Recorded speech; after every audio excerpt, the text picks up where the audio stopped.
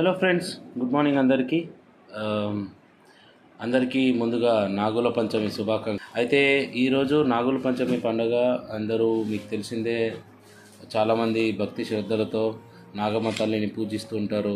అలాగే నాగమ్మ తల్లి ఉండే పుట్టల దగ్గరికి, అలాగే గుళ్ళ దగ్గరికి వెళ్ళి పూజలు పురస్కారాలు చేస్తూ ఉంటారు.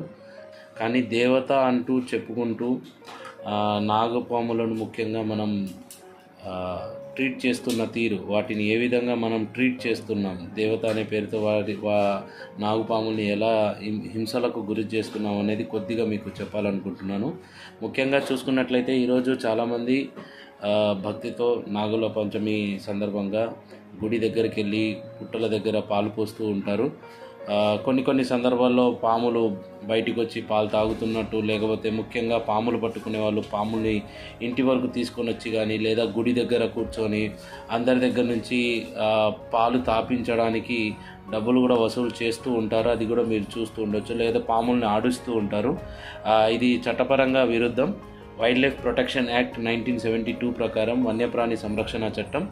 దీనిలో భాగంగా ఎటువంటి పాములనైనా బంధించడం కానీ, పాములను హింసించడం కానీ చట్టరీత్యా నేరం. ఎందుకంటే ఇక్కడ పాముల్ని బంధించడం లేదా పాముల్ని చిత్రవద గురి చేయడం ఇన్ ద సెన్స్ ఏంటంటే, పాములు యాక్చువల్గా పాలు తాగవు. ఏ పాము కూడా ప్రపంచంలో పాములు కూడా పాలు అనేవి తాగవు. సో మనకేంటంటే మన నమ్మకాల ప్రకారం పాము ఒకవేళ మనం ఆఫర్ చేస్తున్న పాలు, మనం పోస్తున్న పాలు తాగినట్లయితే, ఆ పాలు తాగినప్పుడు మన దగ్గర ఉన్న దోషాలు పోవడం కానీ, లేకపోతే వేరే విషయాలు, మనం అదృష్టవంతులమని కానీ, ఇలాంటి కొన్ని రకాల ప్రచారాలు అయితే బయట ఉన్నాయి. అందుకోసం చాలామంది ఏం చేస్తారంటే పాములకు పాలు తాగించడం కోసం చాలా ప్రయత్నం చేస్తూ ఉంటారు. అందులో భాగంగా ఈ పాములు పట్టుకునే పాముల వాళ్ళు ఏం చేస్తారంటే, ప్రత్యేకంగా ఇది వాళ్ళకు సంపాదించడానికి ఒక అనువైన సీజన్ కాబట్టి వాళ్ళు ముఖ్యంగా పాముల్ని బంధిస్తారు. ముఖ్యంగా చూసుకుంటే నాగుపాముల్ని ఎక్కువగా తీసుకుంటారు.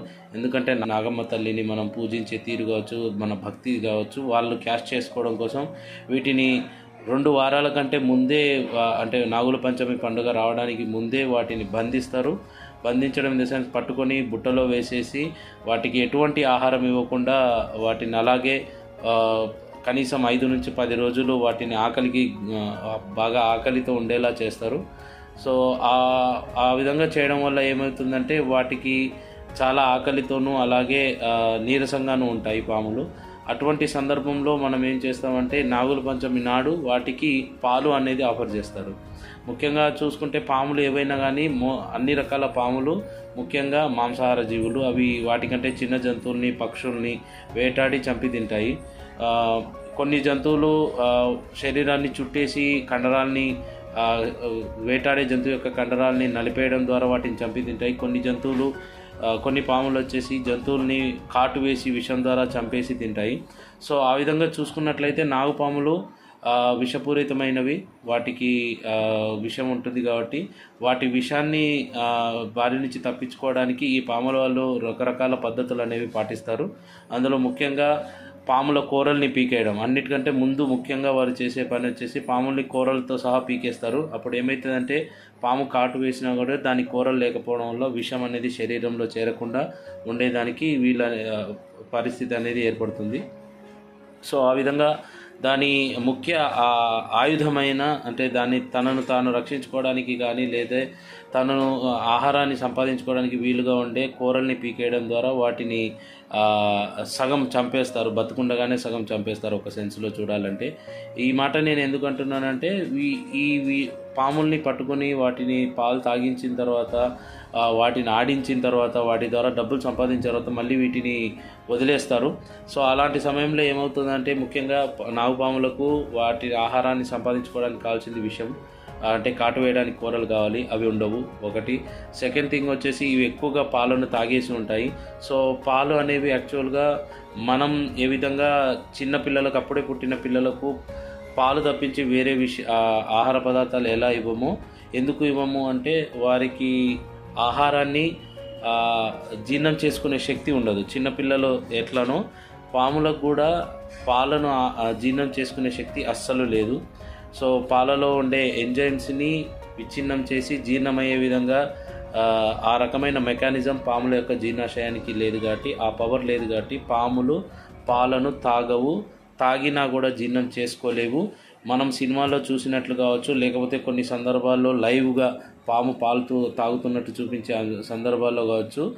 ఒకటి, పాము ఆహారం లేక గత్యంతరం లేని పరిస్థితిలో దాహం తీర్చుకోవడం కోసం పాలు తాగుతున్న సందర్భాలు అయి ఉండొచ్చు, లేదా దానికి ఒత్తిడికి గురి చేసి పాలు తాగించడం కావచ్చు. అలాగే కొన్ని సందర్భాల్లో పాము నీళ్ళు అనుకొని తాగే అవకాశాలు ఉంది. అలాగే మీరు చూస్తున్నప్పుడు కొన్ని సందర్భాల్లో వీడియోస్లో పాము పాలు తాగుతూనే ఉంటుంది, దాని నోటి నుంచి పాలు పక్కకు కారిపోతుంటాయి, తాగుతున్నట్టు కనిపిస్తాయి కానీ తాగవు. సో ఇటువంటి విషయాలన్నీ మీరు గమనించాలి. ఎందుకంటే మీరు చేస్తున్న ఒక భక్తిపూర్వకమైన పని ఆ పాముల యొక్క ప్రాణాలకు హానిని కలుగజేస్తుంది. మీకు ఈ పాముల్ని చంపకుండా ఉండడం కోసం, అలాగే మీ భక్తి ఒక పద్ధతిలో జరగాలి అంటే పాములకు పాలు తాగించడం కానీ, అలాగే పాములు పట్టుకునే వాళ్ళు పాముల్ని తీసుకొని వచ్చి మీ ఇంటి దగ్గర ఆడించడం కానీ అలాంటి చర్యలు చేస్తున్నట్లయితే వారిని అడ్డుకోండి. అలాగే తెలంగాణ ఫారెస్ట్ డిపార్ట్మెంట్ ఈరోజు యాక్టివ్గా డ్రైవ్ అనేది చేస్తుంది, రెస్క్యూ డ్రైవ్. సో మీ దగ్గరలో ఉన్న ఫారెస్ట్ డిపార్ట్మెంట్ వారిని మీరు సమాచారం అందిస్తే వారు వచ్చి ఆ పాముల్ని సేకరించే అవకాశం అనేది ఉంటుంది. సో వాటిని ఆ విధంగా సేకరించిన తర్వాత ఆ పాము మూతిని కుట్టేశారా లేకపోతే కూరల్ని పీకేశారా చూసి దానికి తగ్గట్టుగా దానికి వైద్య చికిత్స అందించి తర్వాత దాన్ని మళ్ళీ వైల్డ్లో వదిలేస్తారు. సో దట్ ఆ పాము బతికే అవకాశాలు ఎక్కువగా ఉంటాయి. కాబట్టి ప్లీజ్ ఆలోచించండి. పాముకు పాలు పోసే ముందు, అలాగే పాము పట్టుకొని ఆడించే వాళ్ళను చూసినప్పుడు ఈ విషయాల్ని గమనించండి, వారికి చెప్పండి, అర్థమయ్యేలాగా వివరించి ఈ పాములను అంతరించిపోకుండా లేదా పాముల సంఖ్య తగ్గిపోకుండా కాపాడండి. ఇవి మనకు ముఖ్యంగా రైతులకు చాలా ఉపయోగకరమైన జీవులు. పాములు కూడా మన వాతావరణంలో చాలా ముఖ్యమైన జీవులు కాబట్టి వాటిని కాపాడుకోవాల్సిన బాధ్యత, వాటి గురించి సరైన అవగాహన ఉండడం మన అందరి బాధ్యత. ఈ వీడియోని మీరు సైంటిఫిక్ వేలోనే అర్థం చేసుకుంటారని అనుకుంటున్నాను. సో ఈ వీడియో చివరిలో మీకు పాముల్ని ఏ విధంగా పాముల వాళ్ళు కూరలు పీకేస్తారో, అలాగే పాముల మూతిని కుట్టేసి దాన్ని ఆహారానికి కలగకుండా లేకపోతే వేరే వాళ్ళని కరవకుండా ఏ విధంగా మూటిని కుట్టేసి దానికి చిత్రహింసలు గురి చేస్తున్నారో కొన్ని పిక్చర్స్ని మీకు అటాచ్ చేస్తాను. వాటిని చూడండి, అర్థం చేసుకోండి, మాత్రం వెళ్ళొద్దు. సో పాముకు ఆహారం అవసరమైతే అది ఖచ్చితంగా తింటుంది. దానికి ఆహారం అవసరం లేకుంటే మీరు ఎంత చేసినా కూడా అది తినే అవకాశం ఉండదు. కాబట్టి మీరు భక్తి శ్రద్ధలతో వాటిని పూజించండి, కానీ పాలు తాగించడం అనే పని అయితే చేయొద్దు. అలాగే పాములు పట్టుకునే వాళ్ళ దగ్గర కానీ లేకపోతే ఈరోజు ముఖ్యంగా కొన్ని సందర్భాల్లో పాముల్ని తాకే ప్రయత్నం కూడా చేస్తారు. ముఖ్యంగా నాగుపాములు, కొంతమంది పడగను తాకాలని, కొంతమంది ముద్దు పెట్టుకోవాలని, కొంతమంది చేతిలోకి తీసుకోవాలని ప్రయత్నం చేస్తుంటారు. మళ్ళీ చెప్తున్నాను, నాగుపాములు ముఖ్యంగా విషపూరితమైనవి. సో ఈ విషం అనేది మన శరీరంలో చేరినట్లయితే చాలా ప్రమాదకరం అవుతుంది. వెంటనే ఆసుపత్రికి చేరుకోలేకపోయినట్లయితే ప్రాణాపాయం కూడా కలిగే పరిస్థితి అయితే ఉంది. కాబట్టి మీరు ముఖ్యంగా పాములతో డీల్ చేసేటప్పుడు అసలు దాన్ని టచ్ చేయకుండా ఉండడం చాలా మంచిది. ఒకవేళ మీరు పాముని కాపాడాలనుకున్నట్లయితే ఫారెస్ట్ డిపార్ట్మెంట్ వారికి తొందరగా సమాచారాన్ని చేయండి.